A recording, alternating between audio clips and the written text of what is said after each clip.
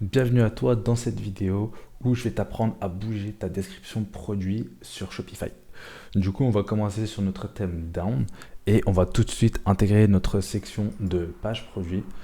Et tu verras que sur le thème Down ou les thèmes Shopify depuis les mises à jour 2.0, j'espère que ton thème a une mise à jour Shopify 2.0, sinon t'es dans la merde.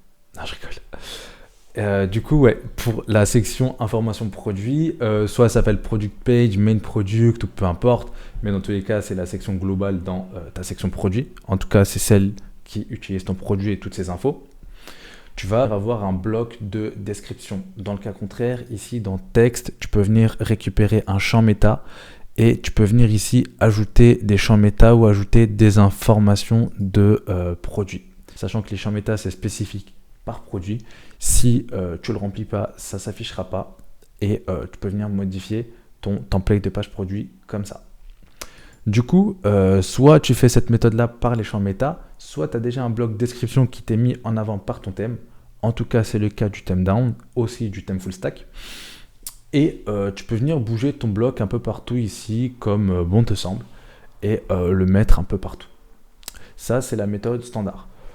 Deuxième option, imaginons que tu veuilles ajouter les descriptions produits directement ici.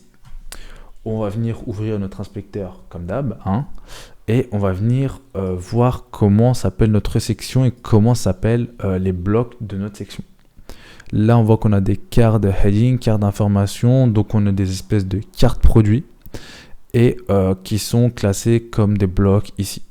On a Related Products, je pense que ça, ou Product Recommandation, ça doit être un des deux le nom de la section à peu près.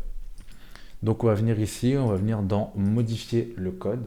Et pour ajouter notre description de produit, on va venir chercher ici dans Section. Et on va venir chercher Product Recommandation ou un truc dans le genre. Ouais, là on a Related Products. Je crois bien qu'on a trouvé la section.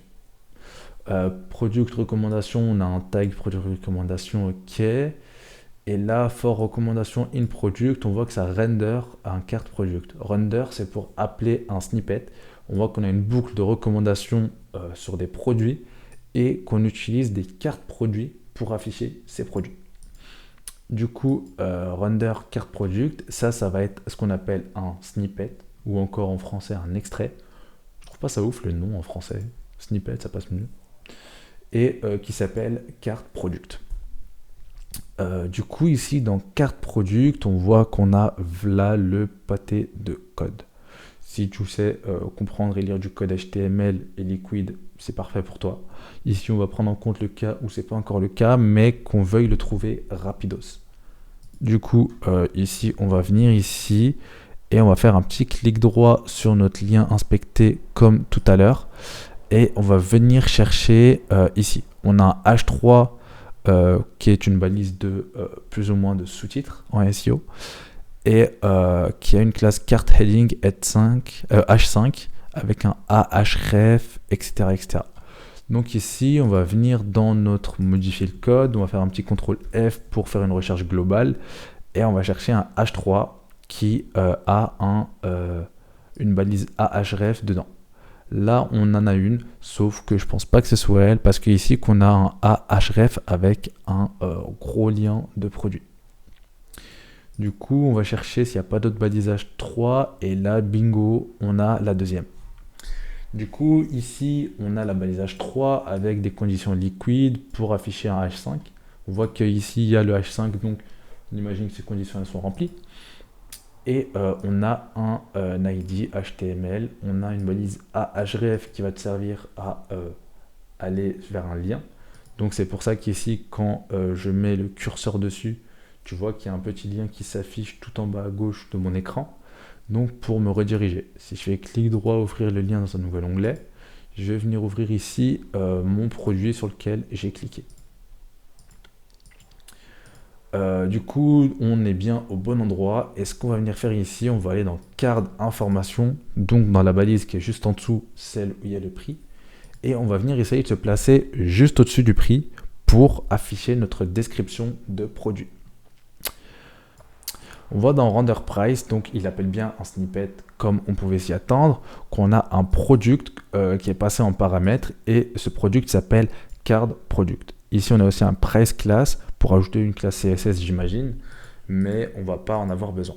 Donc ici, on sait que dans notre extrait cardProduct.liquid, notre snippet, je vais dire, on a le produit qui est renommé en tant que card product.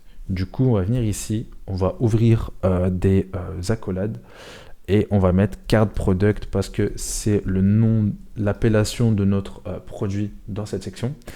Et on va venir faire point description pour afficher notre description produit. Ici, on va faire un petit CTRL S pour enregistrer ou cliquer sur enregistrer. Et ici, une fois que ça s'est sauvegardé, on va pouvoir fermer notre inspecteur et refresh notre éditeur. Du coup, je vais retourner ici et là, tu vois bien, bon, eux, j'imagine qu'ils n'ont pas de description. Et ici, tu vois bien qu'il a this premium snowboard, blablabla. Bla. J'imagine que c'est sa description produit. Si je clique dessus, je vais être redirigé vers sa description. Et là, tu vois bien que j'ai une description ici avec this product is awesome. Si je viens le modifier ici, je le mets juste en dessous du titre. Tu vois, boum, c'est bien la description. On a bien réussi à la déplacer. Du coup, tu peux te balader avec ce tag un peu partout, vérifier juste l'appellation du produit. Si tu es dans une carte product, j'imagine que ça va s'appeler comme ça. Si tu es dans une carte de collection, fais attention, ça peut être appelé différemment. Mais globalement, ça va être product.description et vérifier s'il n'y a pas une appellation différente en liquide dans la section ou le snippet. Du coup, je pense qu'on a fait le tour des différentes manières d'afficher ta description produit sur ton produit, sur une autre section produit ou dans n'importe quelle section où ton produit est appelé. Et je t'invite à remplir la barre des commentaires si jamais tu as des questions dessus ou si tu as des questions sur le fonctionnement du liquide ou pour afficher un autre type d'objet liquide. Et si tu veux qu'on parcourt la documentation liquide ensemble dans des vidéos. Du coup, voilà, c'était tout pour cette vidéo. Je te dis à la prochaine et je te dis ciao, ciao.